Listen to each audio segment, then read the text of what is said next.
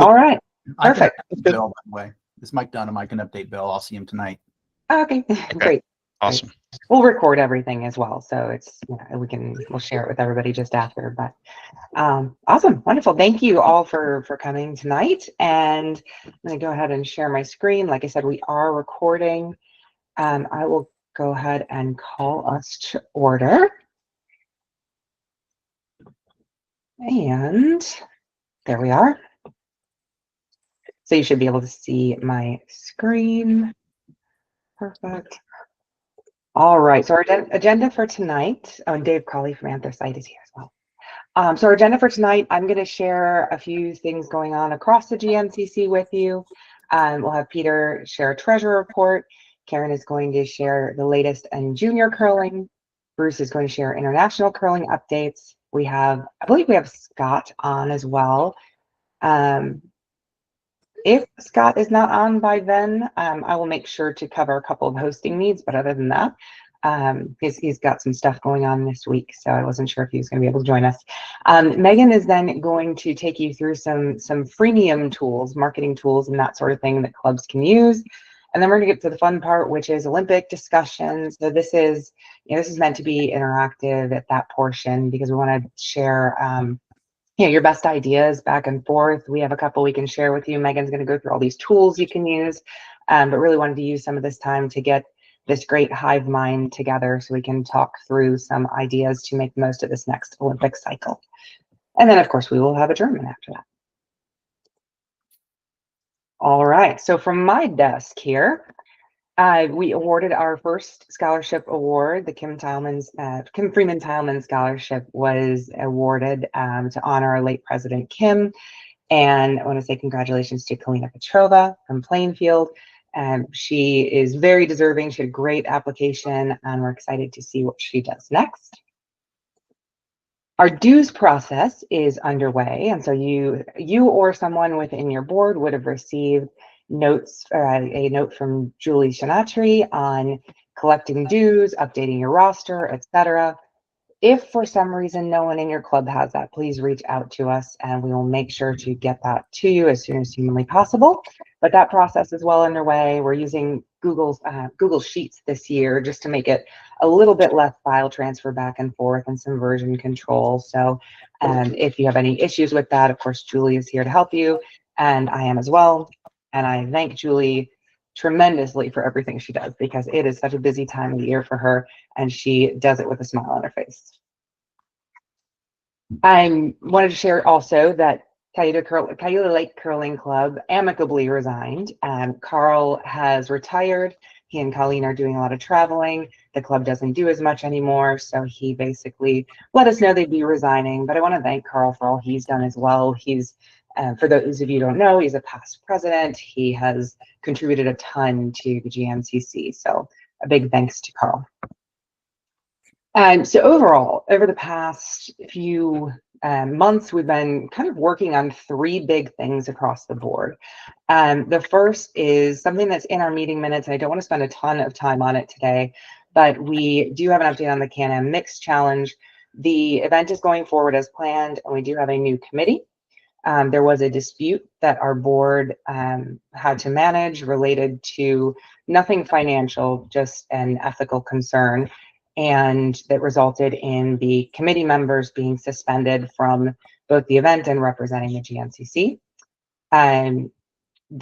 We're essentially trying to make the minutes and the information on this as bland as possible because there is an opportunity for each of them to appeal this arbitration decision at our annual meeting in May.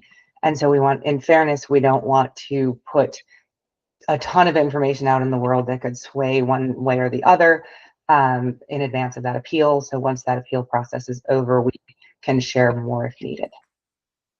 And I heard a hand go up. Joel? That would be me. I think it's important regarding the Can-Am Mix Challenge, and in full disclosure to everyone on this call, I was a member of the original committee. At this point in time, our committee has never been told why we have been removed from our position with the Can-Am, especially since the first inaugural Can-Am was a huge success. You also have noted, as Kristen has said, is that we have been suspended. And Kristen, I think it's important for you to tell the membership how long we are suspended and what that really means at this point in time, because you did talk about an ethical issue. I think you owe this committee the reason why we were suspended, and you owe the membership the reason as well, and also how long that suspension has now been awarded to us. So I would hope that you could disclose that this time. And as far as my individual appeal, I have no problems with you explaining whatever you wish to explain at this point in time. Okay.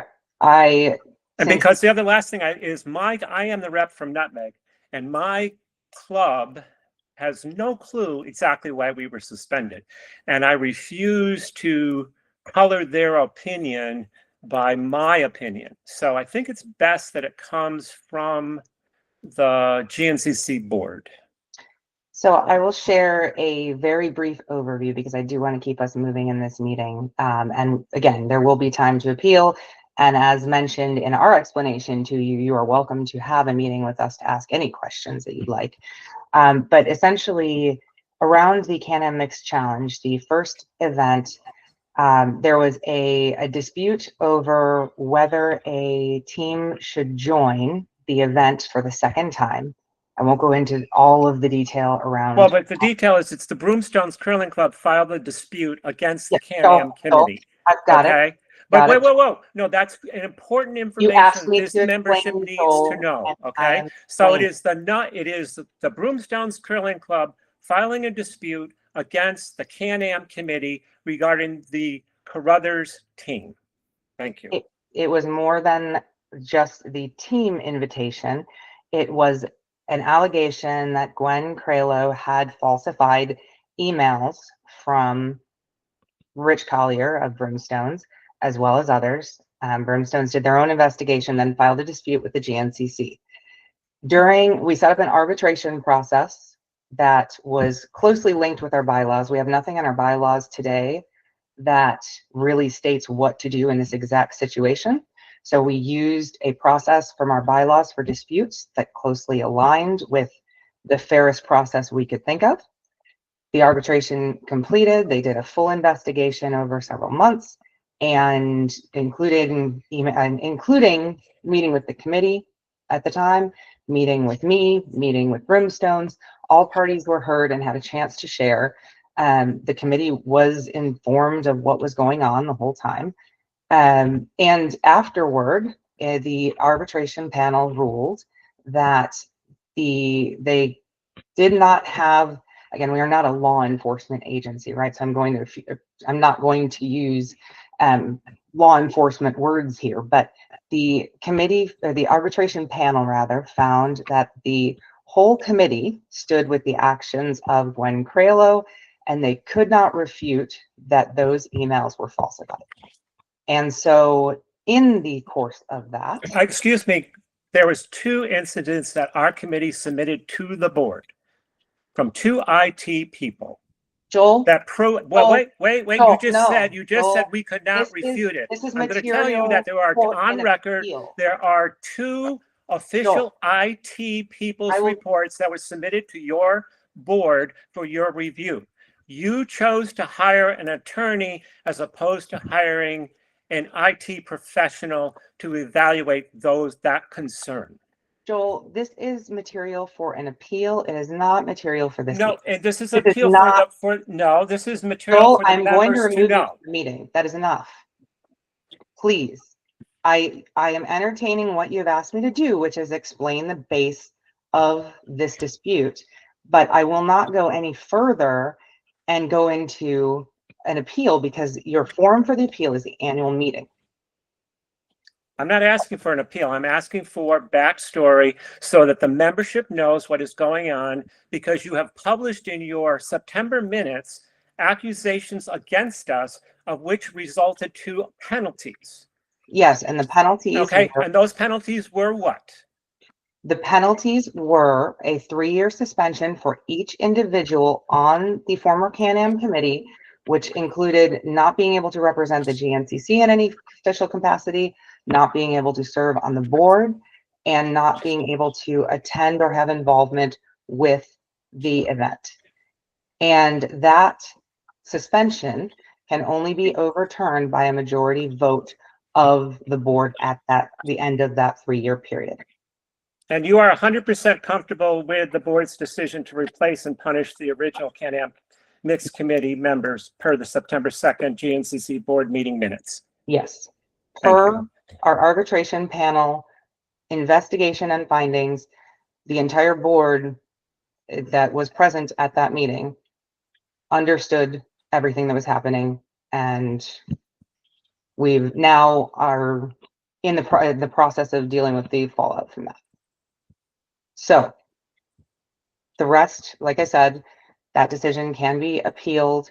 You are welcome again to have an individual meeting with our board and our arbitration panel that has always been offered. And I appreciate us sticking to that. So obviously that has been something that the board and especially the members on the arbitration panel have spent a lot of time dealing with. It has also resulted in the need to fully review our bylaws and create a code of conduct. So our bylaws over the years have been added to, picked apart, etc. The board has put a lot of time into, the board and others also have put a lot of time into looking at the bylaws holistically, cohesively, and coming up with a version that is now with our lawyer for review. We are using a different lawyer this time for this review. And she has the bylaws on her desk. Of course, nothing gets changed within those bylaws without a vote by the membership at the annual meeting. So you will receive all of the bylaws as well as the suggested changes and the detail behind that prior to the annual meeting. As a secondary piece of that, we do not currently have a GNCC code of conduct. It is something that we have started looking at, but realized our bylaws need to be redone so we can make a code of conduct really enforceable and have a stronger standing behind it. And that includes things like a transgender participation policy, for example. We do not have one today. That would be built into the code of conduct. And so work has lightly begun on that. We really have gone back to the bylaws and done a bigger review of the bylaws, and then work will continue on the code of conduct following that. The third thing that the board has spent a lot of time on is finding hosts. This year has been exceptionally challenging with multiple events, with the Olympic year, obviously causing a lot of our scheduling and conflicts. And so we have the need still for a mixed playdown host. Now, Brad and Curl Vegas kindly offered to also host the mixed playdowns. We know that the men's and the women's playdowns are both in Vegas now. We definitely appreciate that very kind offer, but we want to make sure that we don't hold everything over on the west side of the country if we can help it. So that said, if your club is able to host the mixed playdowns, please let us know over the next week. Otherwise, we will have the mixed playdowns in Vegas. And you can do that by emailing me at share@gncc.org or replying to the email that Emma sent earlier today, I believe. And the other piece is that the Francis Dykes registration is open. This will be co-hosted between Ardsley and Nutmeg. There is a limitation to how many clubs can join for this. And so please make sure that you are reading all of the updates on our Facebook and website. And Kathy, actually, feel free. Hey, I just wanted to also say that the Kaiser is also open now, and the Childs is going to open December 1st. Just want to throw that out there. Perfect. Great. So, and then I believe Scott joined us as well. And Scott, I think you're going to cover the hosting needs in a later session. So I will leave it at that. I will turn it over to Peter for our treasurer report. Thank you, Kristen.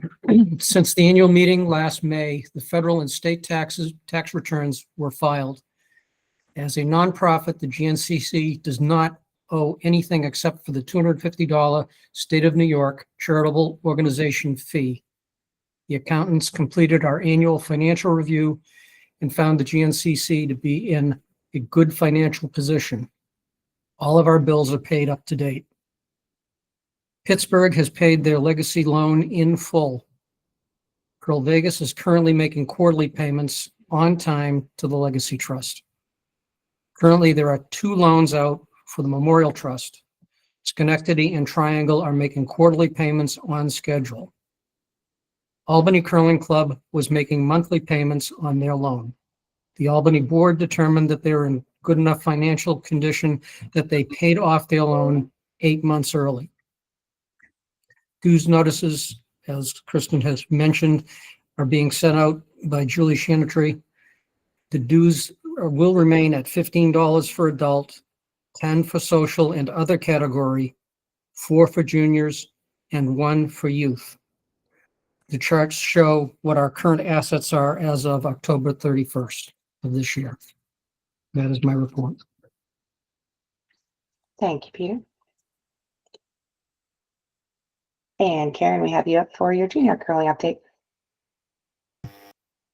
Hello. So the juniors run camps for training and camaraderie purposes, and we run U18 playdowns.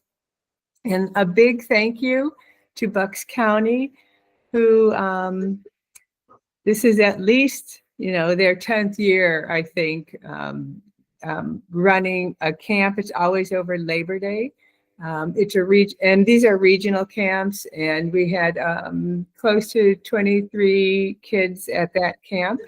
It's always a great camp, and Bill Loffer is the site chair, and he does a fabulous job. So if you see him, thank him and give him some praise, because he does a wonderful job with the kids.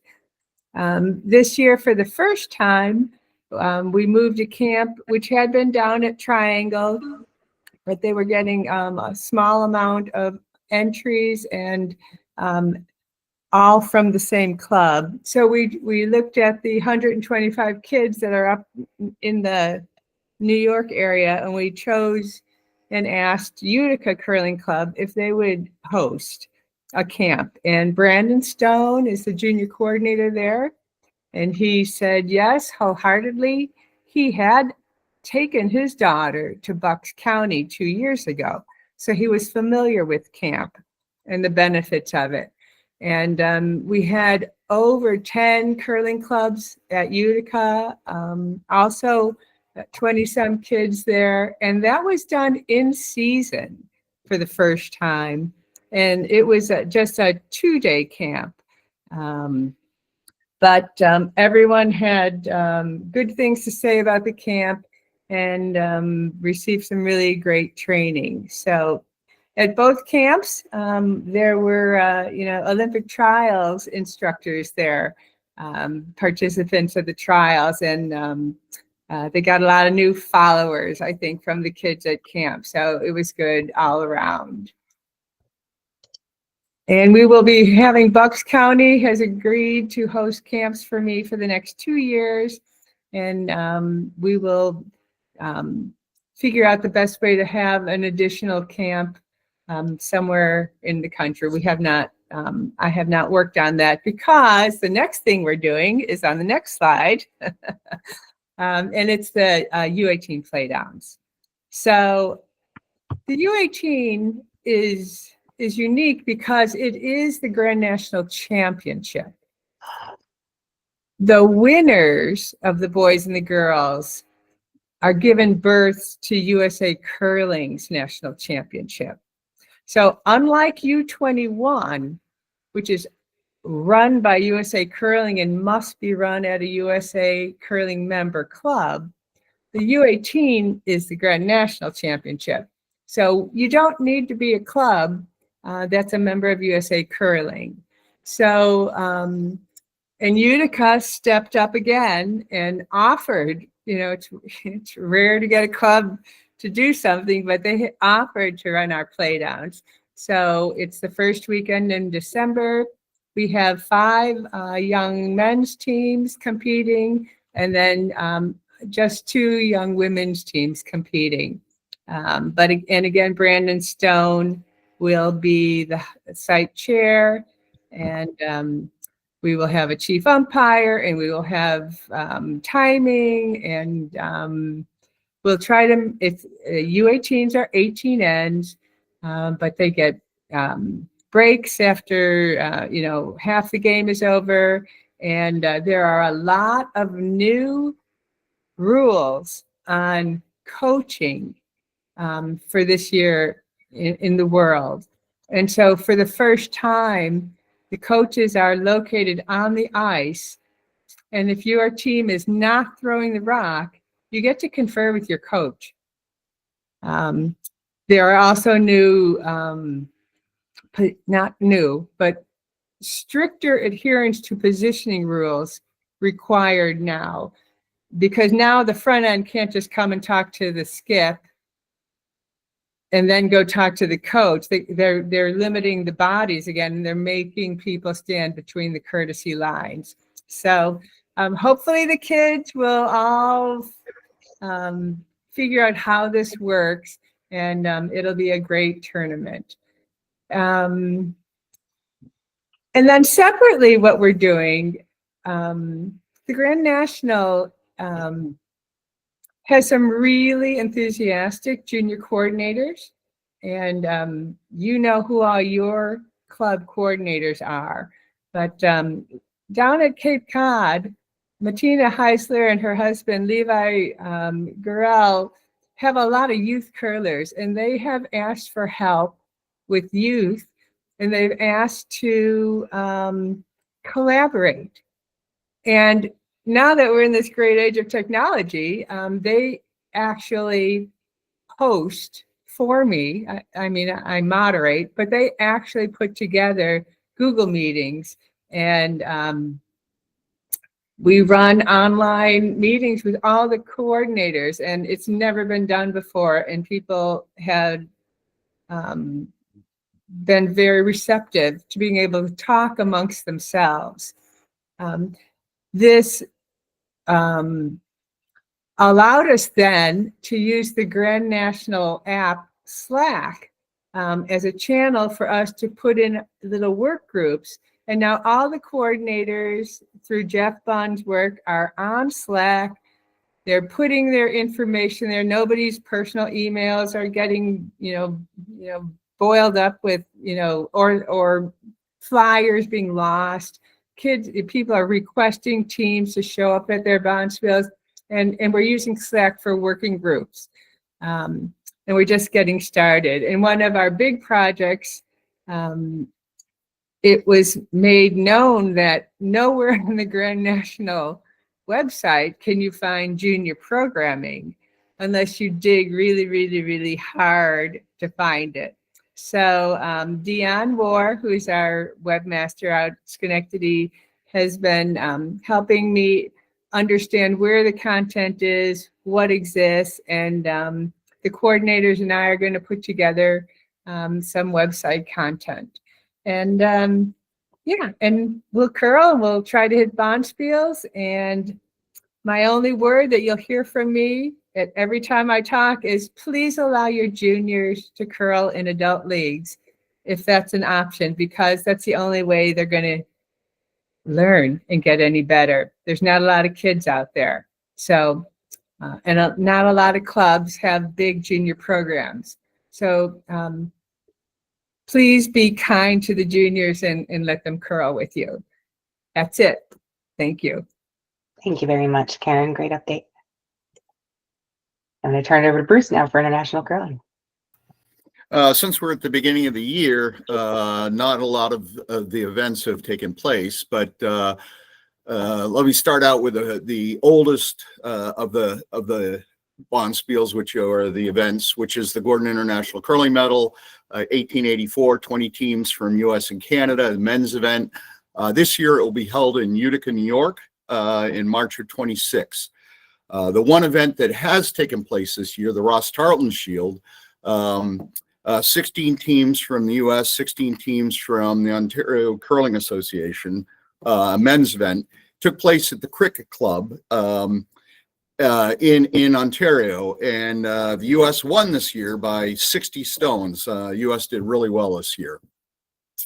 The next is the Can-Am Mixed Challenge, 12 teams from each year. And one of the things that I tried to do as I came on to into this role is to expand the international events to include women in the international events. And so the first step in that was to open it up with a mixed event, which would bring women in to the international event, and perhaps they would take it and move forward with their own women's event. The Canadians with whom we curl against in the Royal Caledonian Curling Club Canadian branch Royal Caledonian Curling Club is a men's organization. The women's organization falls under the Ladies Curling Association in Quebec and Eastern Ontario. There were members from the Ladies Curling Association that competed at the first Can-Am Mixed in Nashua last year, and as we had hoped, they had taken it forward, and we have now established committees for both the U.S. and Canada to hold the first Can-Am Women's Challenge, which will take place in Quebec, probably Quebec, not Eastern Ontario, but probably Quebec, in 2026. Now, we believe it's going to take place in November, but that hasn't been determined and ironed out yet. And so we've expanded to include women in 2 events now. And the third and final international event that I would like to get going forward next is to do an open event so that everybody can curl. So we're looking forward to getting a committee started with that, and we have to identify a Canadian partner that would be willing to move forward with an open event. And that's all I have. Wonderful. Thank you, Bruce. You're welcome. And Scott, I don't think I have a slide for you, right? Oh. All right. I know Scott's got some stuff going on this week. I do want to mention I talked to the mixed playdowns earlier and potentially hosting them in Vegas. They actually do not have to be at a USA member club. So if there is any club who wants to volunteer for the mixed playdowns, again, please let me know over the next week. I believe Scott is also working to secure a host for the Open Doubles tournament. So we'll leave it at that for Scott's update for now, unless he has anything he wants to add later. And with that, I'm going to turn it over to Megan to talk through, mic pop problems. Okay. We're going to hold for just a second for Scott. All good. Maybe.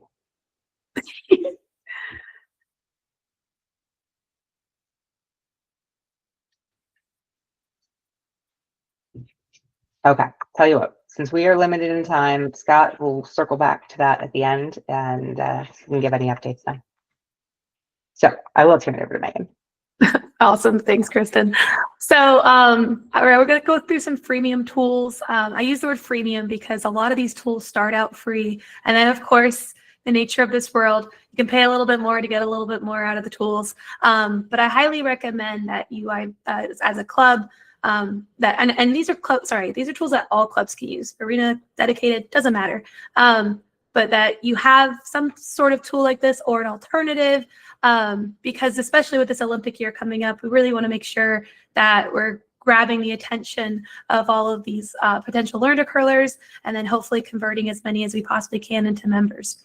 I can definitely do a deeper dive into each of these. I could talk about these tools for hours on end, but obviously I've got 10 minutes today, so we're gonna go a little quick. But if any club in particular wants to have a deeper dive session with me, I'm more than happy to do like a demo and show you exactly how I use it. Or I might even just schedule like a session with a bunch of clubs all together. But the first one we're going to talk about is Canva. I think a lot more clubs are starting to use Canva over the years. I'm starting to kind of be able, it's great to see. I use Canva, I've been using it for the last 6 years. It's great for content creation. You can make social media posts, you can make your brochures, your marketing, your videos, your PowerPoints, etc. Especially if you're not a designer, like I'm not a designer. The templates that they have really help.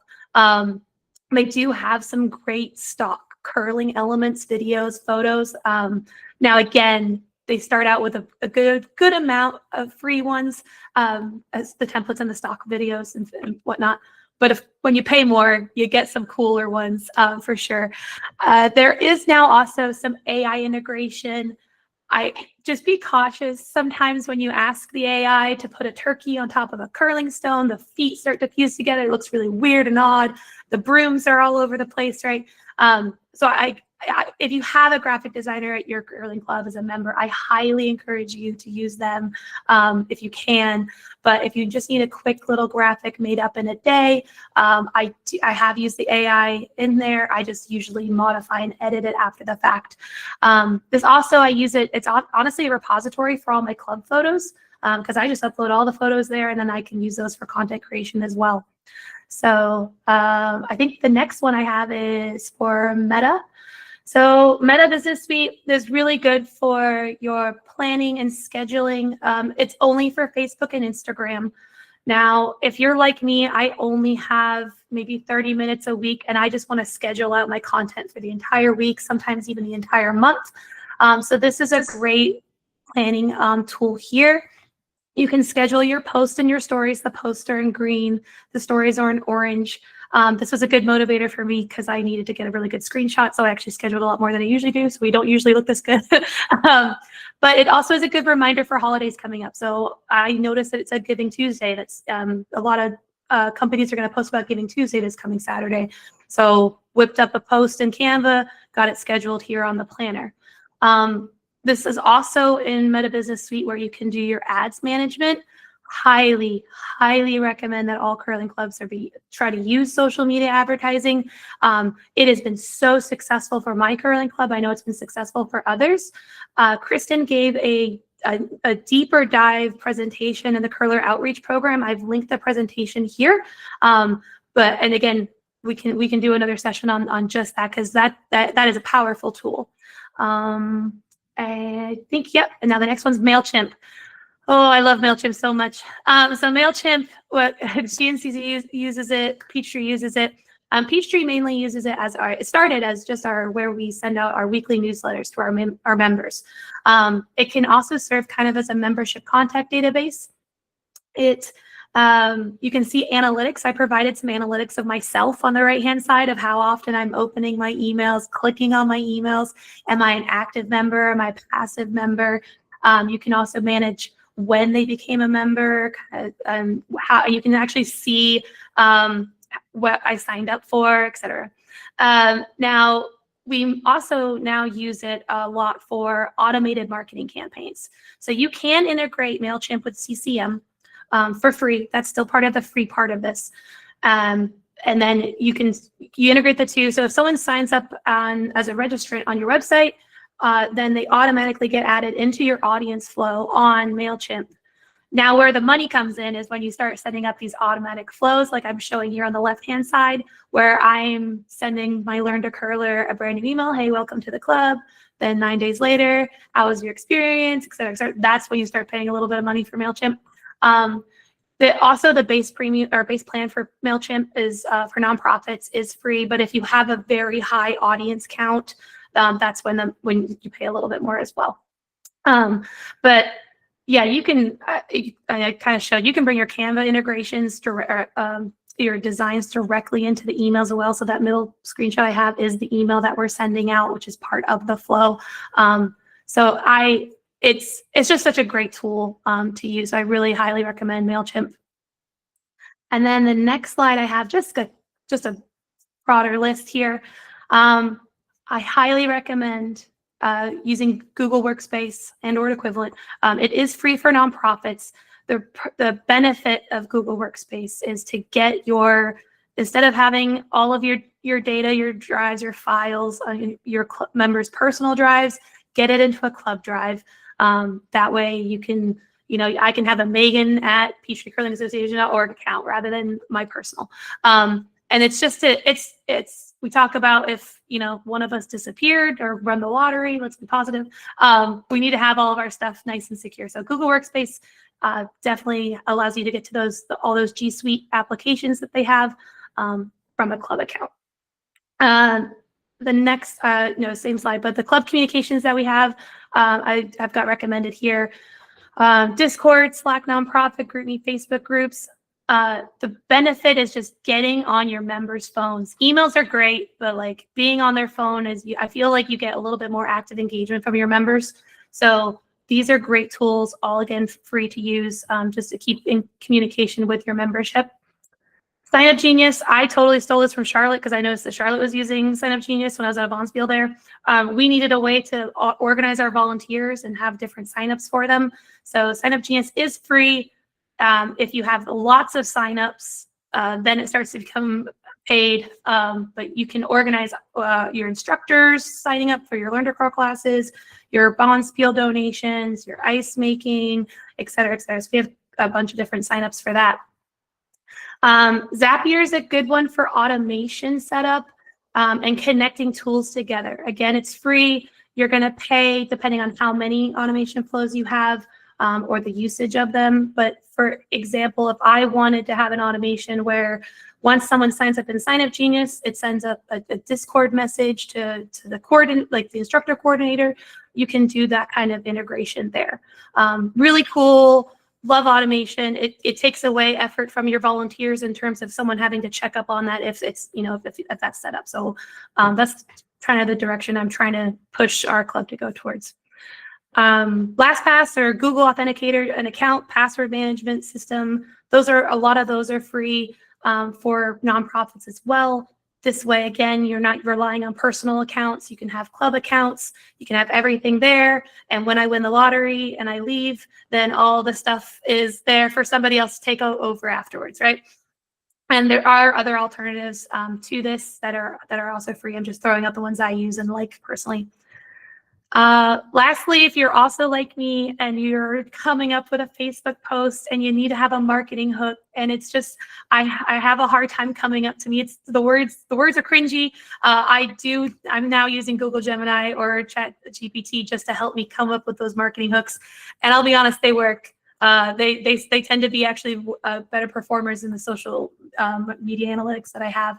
So if you're struggling, just put it in the ChatGPT. It's going to be fine. And then again, if you are also like me and you need to keep track of all the different activities going on in your club, things that like your marketing team is working on versus your facilities team versus your whatever, Trello is a great tool for like kind of like project management and tracking if something, if you're in IT like I am, Kanban board style, where we're working on it, we're designing it, it's done, etc. And just kind of helps have a collaborative space altogether.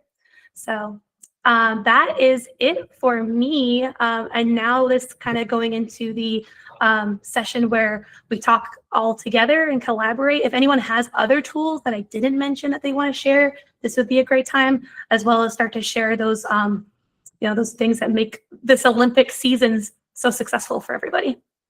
Thanks, Kristen. Thanks, Megan. And as Megan mentioned, like I did a webinar back in 2018 that's a little old. I linked that down here at the bottom too.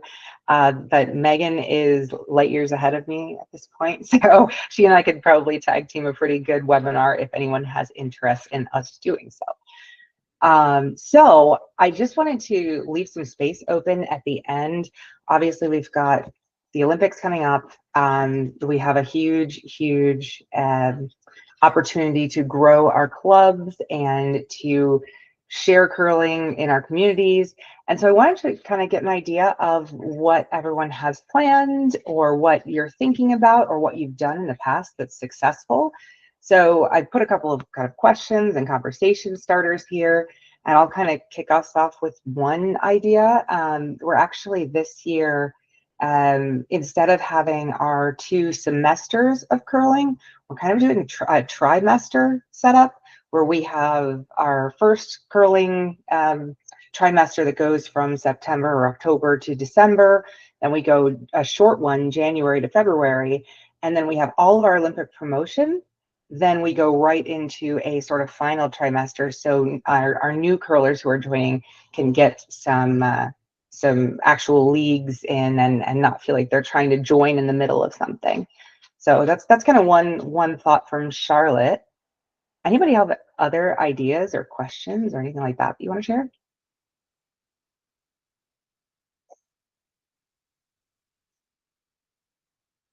All right, quiet crowd. Ian, feel free.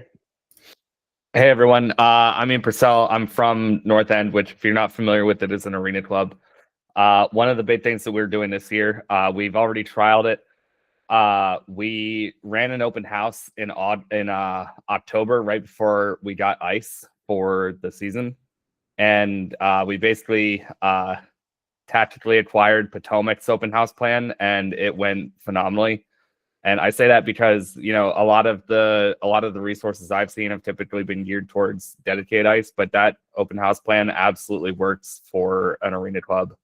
And if you're able to get the ice, it's absolutely worth it. We got a lot of great feedback. We actually got a lot of people who signed up for Learn the Curls after it, and we're hoping to do it again in February. Awesome. One suggestion I'll give from arena aspect from years ago is at Triangle, we would hand out raffle tickets at the beginning of our Learn to Curls and give away like a koozie or a pint glass or a pin. So when you have your arena ice curlers wrangling the rocks and the equipment to clean up the arena, we got all the participants back into the room to talk to them about the next steps, to do the soft sell on the leagues. That gave everybody an endpoint to know to come back into that room.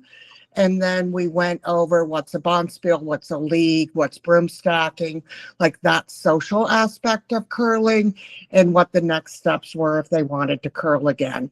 And the number of people that didn't run off and the people that came with good questions and stay engaged, really, we've kept it going even on dedicated ice. That's awesome. I love that idea, Sue. And I guess a question from, so Ian, I heard you mention Potomac's open house schedule and things like that, their promotion schedule. Is that something that Adam or Bruce maybe you'd be willing to share on our Google Drive, and we can share that out with people? I think that's probably fine. I can certainly ask the powers that be. I think we're happy for if it's helping other folks out to provide that. Sure. Unless there's some state secrets in there that I don't know about, but based on the fact that Ian got it, I'm guessing that it wasn't top secret. We also had some tweaks to make it work for arena ice, but it was not substantially edited. Okay, well maybe we can get both versions up there just for people to sort of look between. Yeah, that would be fantastic.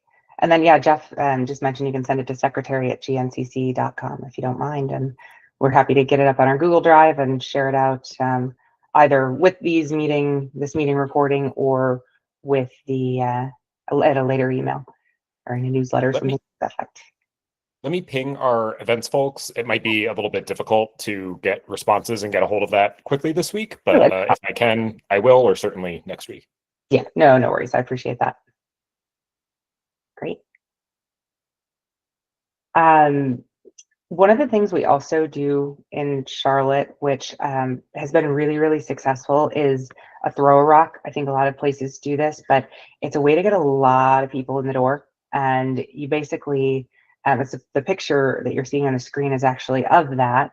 We have the first station at the furthest end of the ice is, just the delivery position. The second station is throwing 2 rocks, and then the third station is sweeping, and then you have like a little social media station at the end with a little step and repeat that you see there, where they can take photos, and obviously everybody wants to share on social media that they did this cool thing and capitalize on some of the hype of curling. So there is a lot of promotion that needs to happen in order to pull one of those off and get hundreds of people in the door. And you may also want to consider hiring people like parking attendants and things of that nature to help work that if you have a lot of volunteer needs during that time frame. But yeah, overall, I love the Throw Rock. I think we got 400 people across on each Saturday across 3 weeks in 2018. So it can drive a lot of people in. I want to say our budget, just candidly, so this is dedicated ice, and our budget was about 10 grand or so for the Olympic schedule, and so did a lot of different things to promote it. But any other ideas? Any sense of what kind of membership return you got on that? Yeah, so that year, I believe we got 120 new members, and that was right after we had opened as dedicated, not, I would say, um, a couple years after we opened as dedicated. And that first year that we did it, we got about 120 members. Now, that said, they don't always stick around. So the Olympic folks have a little more attrition. So it might be worthwhile to also think about the next step of that once, once they're in. That's kind of why we're doing this trimester thing. And Leanne, I see your hand up. Yeah, I know you know more about this than I do. You've been around longer, but I joined in 2018 during the Olympics because we went to a throw rock and then we are like, oh, that's not enough. So then we came to an open house and we met an Olympian, and Tony and I joined. But to Kristen's point, they kind of refer to me now as like a unicorn because I think I'm the only person who joined with that wraparound that we did, Kristen, that's still there. Oh, yeah. But one of the things that we've noticed is that we get a big uptick in membership around the Olympic. And then by the time those 4 years are up, we've sort of dropped down a bit, right, with attrition, and the people who really loved it stick. And then we get another big uptick. But this year, we're talking Charlotte's going to be insane in February because we have the Olympic push for the first 2 weeks, and then we have USA Curling Nationals are being hosted in Charlotte in the last 2 weeks of February. So we've done, this weird, our Monday or our fall leagues go to February, but we're going to do throw rocks. We're trying to get something going with the Charlotte checkers because it's ice, right? And combined with them, we're going to do open houses. We're going to do learn to curls. We're going to do cocktails and curling. And just like February, I don't even think there's much of a plan for us to have leagues or even play. It's all about the Olympics and promoting our club and getting people in the door and upping membership. And we know it's going to be a huge volunteer lift. So we started talking about this last year in preparation for this, but I'm excited. I think it's going to be fantastic. And now's not really the time, but if anybody has questions as we move forward about any of our events that we do, I'm happy to kind of share how we work this out. Thank you, Leanne. That's awesome. Sue, you might be on mute. I lowered my hand, but I didn't unmute myself. So one of the things with that I would suggest as well, especially with your members who are bond spieling them during that time, what we've done at Triangle is we have open pickups for our members after those events so that our members can keep playing and do, maybe you may not play a pickup game. You may not start it till 9 o'clock. But we've done that type of plan in the past with Olympics, or even when we open up our ice in the fall, we do pickups for our members that are an open, they have to sign, it's like open or drop in, depending on how many people you think you're going to get. And they come at 9 o'clock after the Learn to Curl has ended. So they've had really good attendance with our members to keep our regular members throwing full length of the sheet as well. Awesome. Any questions that have come up as you're planning for the Olympics, or anything that you want to utilize this very bright group of people for? I guess the last thing I would add here is I think we don't necessarily target the media enough for curling, especially during the Olympics. One of my better free advice, if the free tactic advice pieces, is that you should always create a press release when you have anything going on. So press release, have ChatGPT help you write it, and then send it out via email to anybody you can find on a newspaper website, or a local. They kind of have the social emails that tell you what's going on in the area, your events websites, things like that are local to you. That always gets a lot of media interest for us. And then the media interest then helps you drive more people in. So that was a cycle that with working 9 to 5, it's a little hard to manage that sometimes because they like to come in between 9 and 5. But that was always something that returned a lot of people for us. And I see both Rachel and Megan have their hands up. Rachel, go ahead. One thing that Albany was able to do for the recent trials for a watch party that might be useful, especially to like arena clubs. We had a bonspiel on the same day, so we hosted a watch party at a local bar that is one of our sponsors, and that was a way to kind of reach people who might not like be part of our social media, and they might just be a patron at this local like restaurant or bar. And then we also posted it on our social media to try to get interest. So we can host at our club, but since we couldn't that day, that was a really useful tool. Did you show the bonspiel like live stream at the bar, or was it Yeah, they streamed one of the games that was one of the trials. I think it was like a Thursday night a few weeks back. Very cool. Yeah. Love that. And Megan. It was to echo your point that I highly recommend if you can reach out to, especially your local NBC affiliate. I've seen a lot more engagement from our NBC crew just because of the tie-in with the Olympics there. But I was able to sell it to do a bunch of segments of different stories of our members. So we, have a little feature about some of our junior curlers, some of our wheelchair curlers, some of our curlers that fell in love during the Olympics. And then they're going to show those after the conclusion of some of the curling games when they're on NBC, supposedly. So I highly recommend like the NBC affiliate route for sure. Thanks, Megan. All right. Anybody else want to share before we wrap it up? All right. Well, then with that, we are going to go ahead and adjourn. I thank you all for your time tonight. And again, we'll send this recording out just after. Take care. Have a great night, everyone.